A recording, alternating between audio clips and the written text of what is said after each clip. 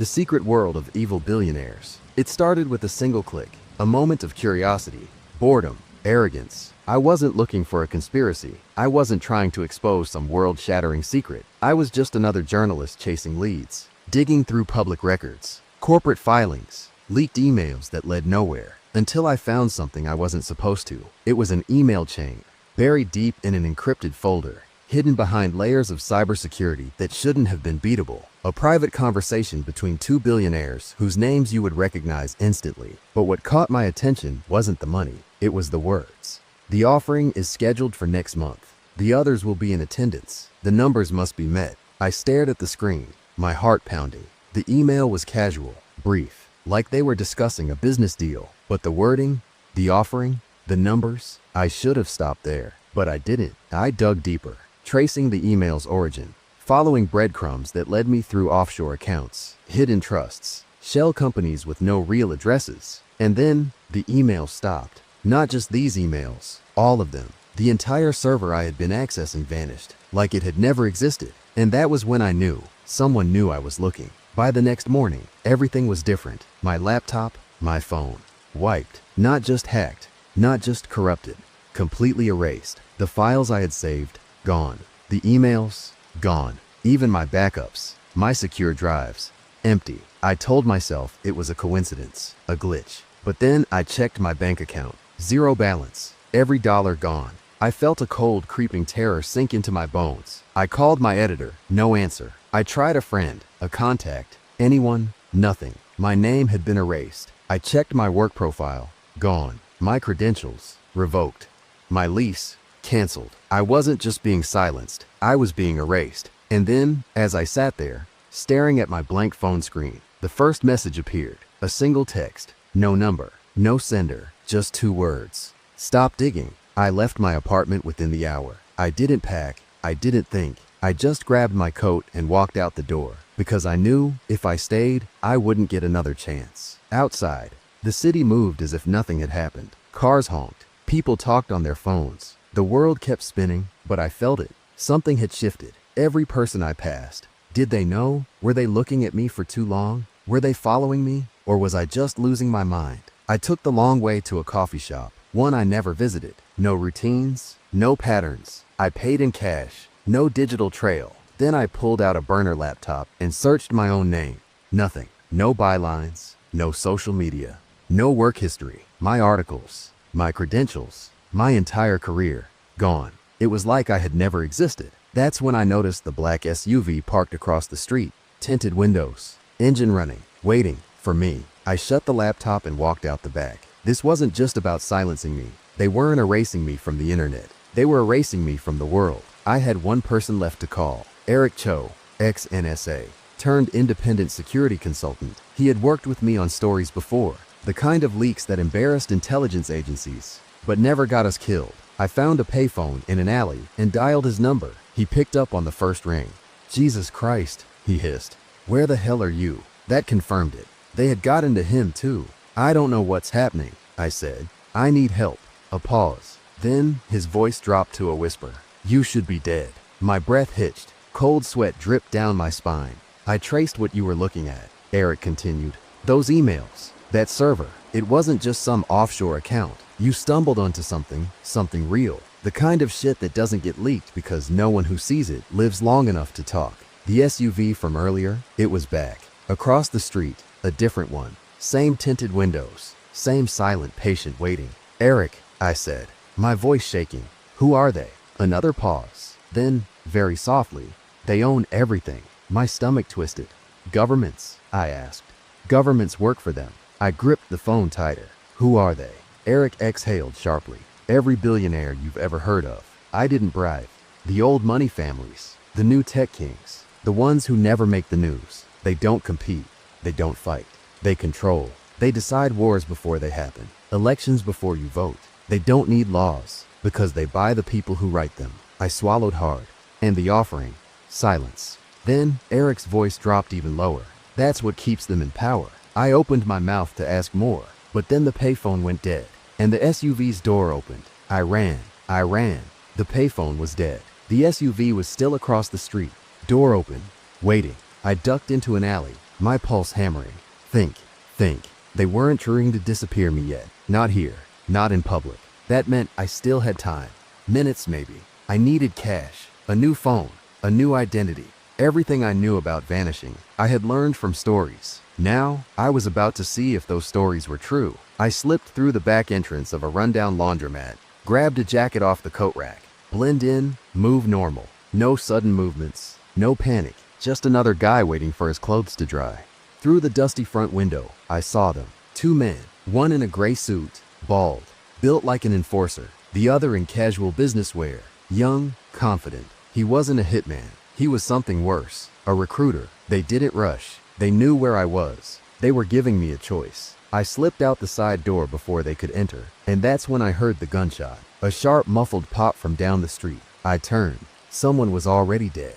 A homeless man, slumped against the wall. Wrong place, wrong time. A warning. I clenched my jaw. They weren't going to take me quietly. And if I didn't act now, I wouldn't get another chance. I didn't go underground. I went to war. They thought they were untouchable, that I would run, hide, disappear into the void like every other journalist who got too close. But they didn't understand something. I had nothing left to lose. I needed leverage, something to use before they erased me for good. So I stole a name, one of theirs. A man who wasn't supposed to exist outside their circles. A billionaire whose name never appeared on Forbes lists, never showed up in media, never spoke at summits or charity events. But he was real. I found him in an old financial ledger, buried deep in offshore transactions, a ghost in the system. And now, I was going to make him very real. I broke into a co-working space downtown, one of those overpriced tech lounges where everyone pretended they were the next Steve Jobs. Fast Wi-Fi, no questions asked. I pulled up the name, dug through private equity records, traced holding companies, hacked into government filings. Then I did something reckless. I sent his information to every major journalist in the country. A single email, no message, no context, just his name, his history, and a subject line that would burn the world down. Who really owns everything? I hit send. And then I waited, because they weren't just coming for me anymore. They were coming for everyone. I didn't sleep that night. The email was sent. The world knew. I had just put the most untouchable man on the planet into the spotlight. Now, I waited. I kept refreshing news sites, forums, watching for any sign that someone, somewhere had picked it up. And then, at 3:46 a.m., the first headline appeared. Leaked files expose secret billionaire with unknown global influence. I stared at the screen. My breath was slow, steady. It was working. Then, the next article. Leak was fake.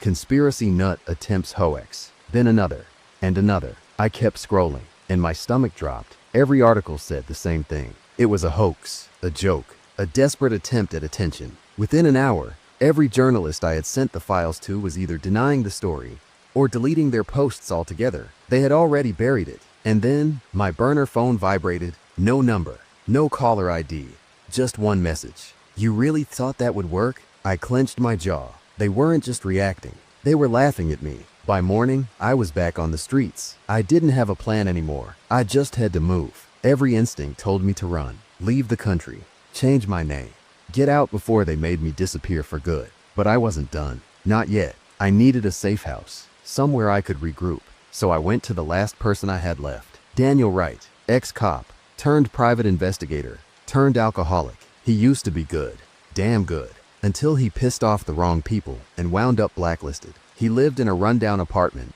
2 locks on the door, and a revolver under his pillow. I knocked once. He answered with a gun in his hand. He muttered when he saw me, "You look like hell. You still take cash?" I asked. He exhaled through his nose. "Depends on what kind of problem you're bringing to my door." I stepped inside. The kind that owns the world.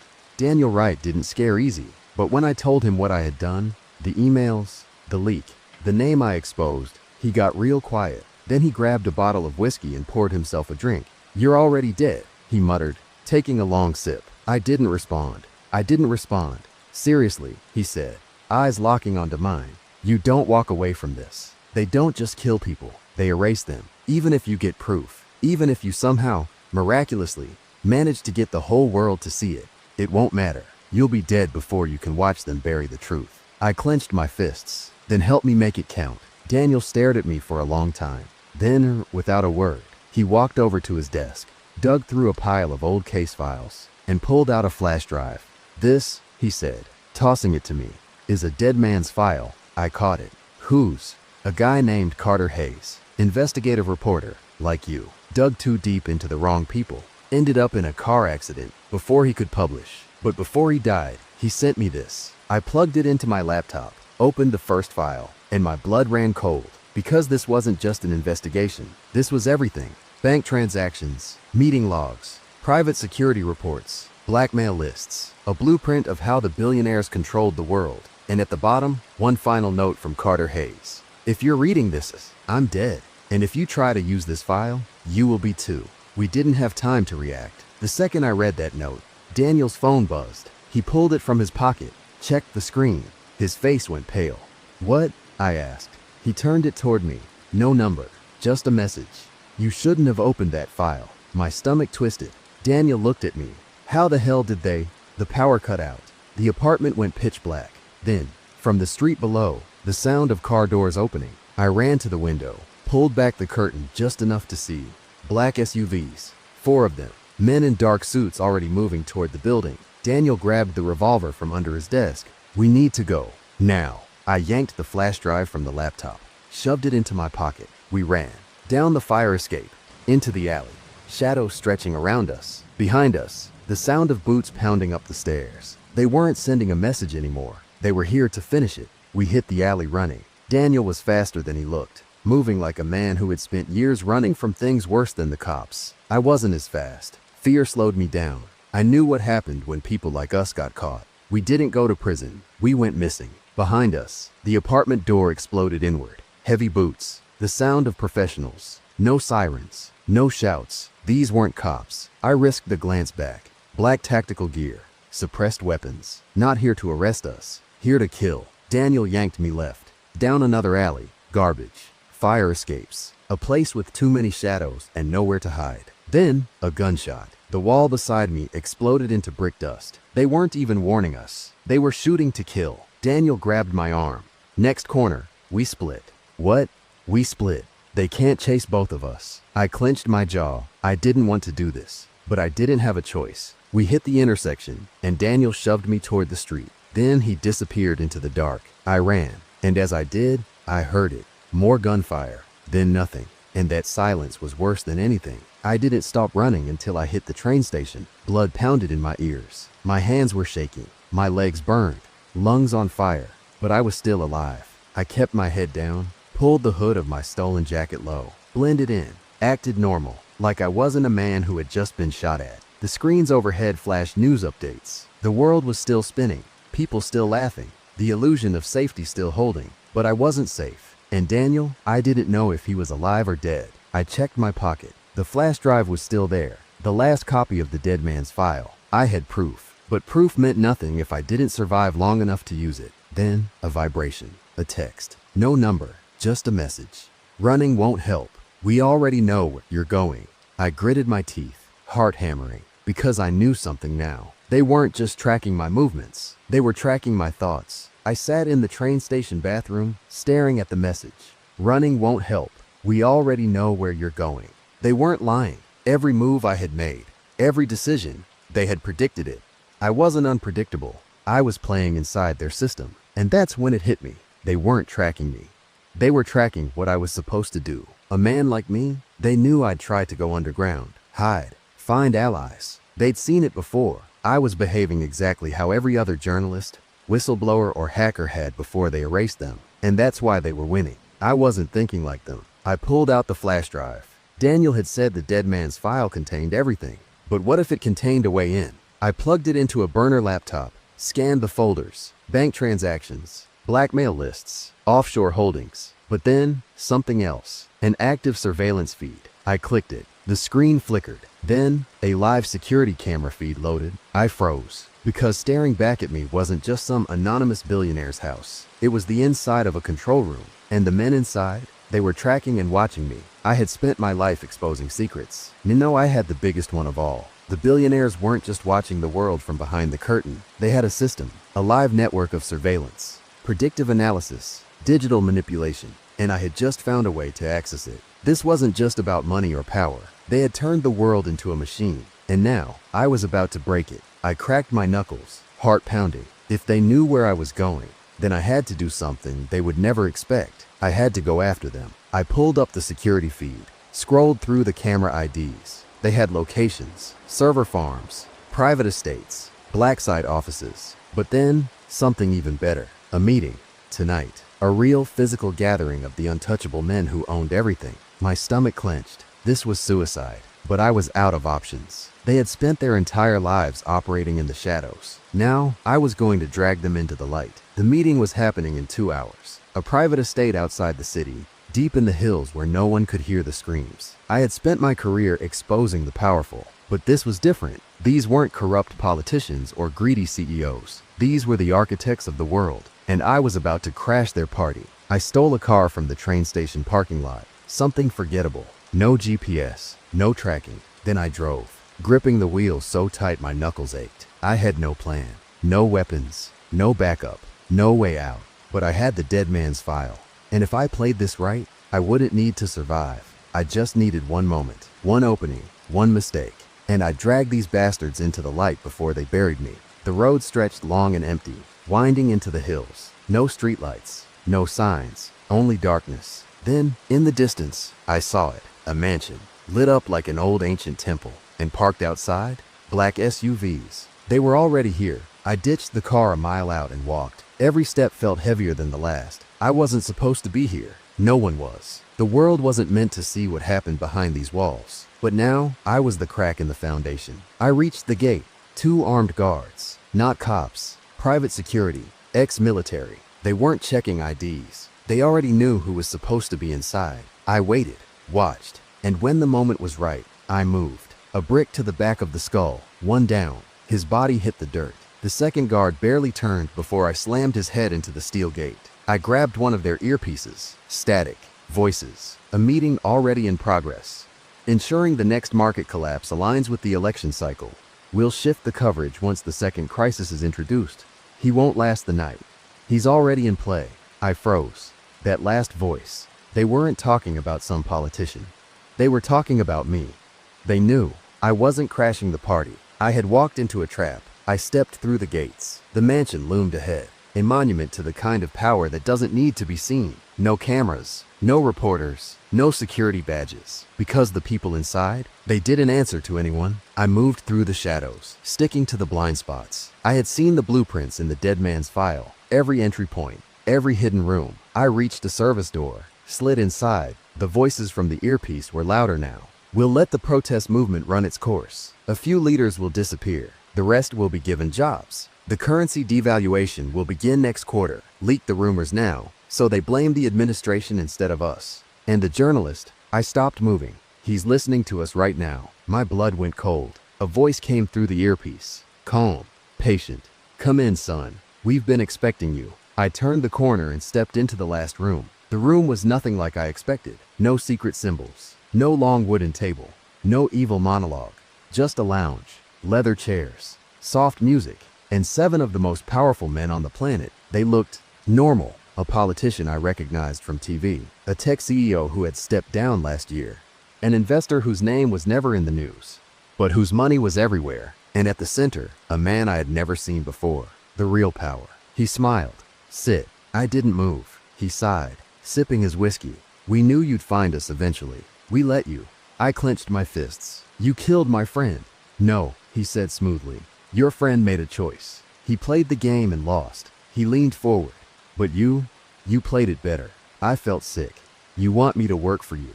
The other men chuckled softly. You already do, the man said. Look at what you've done. You exposed the system. You turned the world against its leaders. You created chaos. He smiled. That's what we do. I wanted to scream. To fight. To break everything in this room. But then he said the words that froze me in place. You think this is about stopping us? He chuckled. You're here because you're ready to replace us. I didn't sit down. I couldn't. The man in the center, the real power behind all of this, was still smiling. He had been smiling since I walked in, like he already knew how this would end. I stared at them. These men who had manipulated entire nations, controlled governments, orchestrated wars. They weren't afraid. Because to them, I wasn't a threat. I was an investment. You think I'd ever work for you? I said. My voice sharp, my fist clenched. The man swirled his whiskey glass lazily. You already do. I stayed silent. You wanted to expose corruption. You wanted to show the world how power really works. And you did. People are questioning everything now. Protests, riots, leaders falling. You've made them more paranoid, more desperate. He smiled wider. And that's exactly what we wanted. My stomach turned, because deep down, I knew he was right. I had spent my life thinking I was fighting the machine, but all I had done was make the world easier for them to control. Chaos wasn't their enemy, it was their greatest tool. You're wasting your time, I said. You think I'll take your offer? You think I'll be like you? He chuckled softly. You already are. Then he leaned forward, locking eyes with me. You believe in control. You believe in shaping the world. That's why you've always been different. That's why you made it this far. You're not a journalist. You're not an activist. His smile widened. You're a king without a throne. The room went silent, and for the first time, I didn't know what to say, because part of me knew he wasn't wrong. You can leave, the man said, sitting back in his chair. Walk away. Go back to your old life. We'll let you go. I didn't believe him. And if I say no, then you disappear. He said it so casually, like it was nothing, like my life was just a line item in a budget. The other men watched me carefully. They weren't concerned. They had done this before, many times. I thought about Daniel, about Carter Hayes, about everyone before me who had gotten too close. They had all chosen the wrong answer. I had spent my entire life fighting for the truth. Now I finally knew it. The world would never be free. The game would never be fair. There would always be men in rooms like this, making the decisions no one else could. And if I walked away, nothing would change. I took a slow breath. Then I looked at the man in the center, and I gave my answer. I exhaled slowly. The room was silent. Every pair of eyes was on me, waiting. They weren't worried, because in their minds, I had already lost. They had spent centuries perfecting the system. Kings, presidents, generals. Every rebellion, every revolution, every whistleblower. It always ended the same way. The rebels either died or became them. And now, it was my turn to choose. I clenched my fists. If I say no, you kill me. The man at the center took a sip of his whiskey. Yes. And if I say yes, he smiled.